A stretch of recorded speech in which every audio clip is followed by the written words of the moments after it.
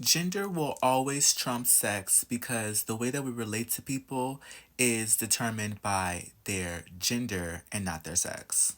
So in school, I grew up a theater kid, right? So I was, the type of person that would have to help women change and into their costumes and et cetera, right?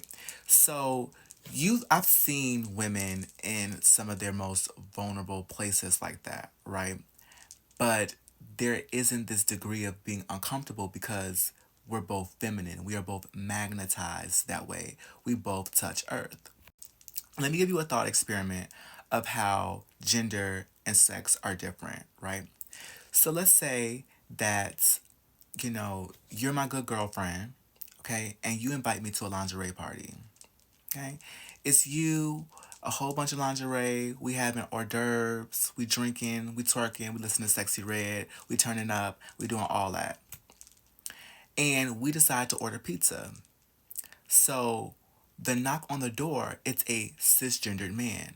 What are you gonna do? You're gonna go grab your robe and put your robe on.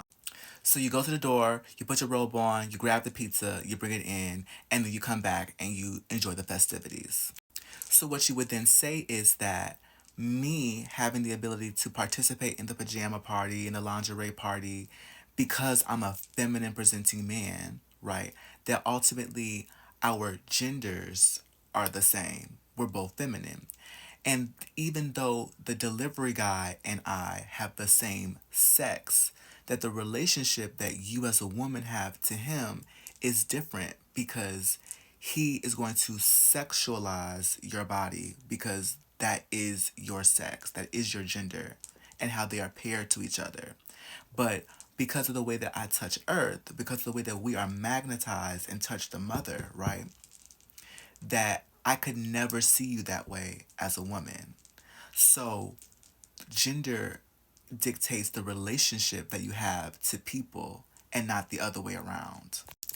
I can't personally think of any other way of how gender, or rather how sex can trump gender. I don't think that there's an example of it because your gender is determined by who you are on the inside, your metaphysical substance. That we have mental substance, which is our consciousness, we have material substance, which is our bodies, and then we have metaphysical substance, which is how we understand how our bodies move.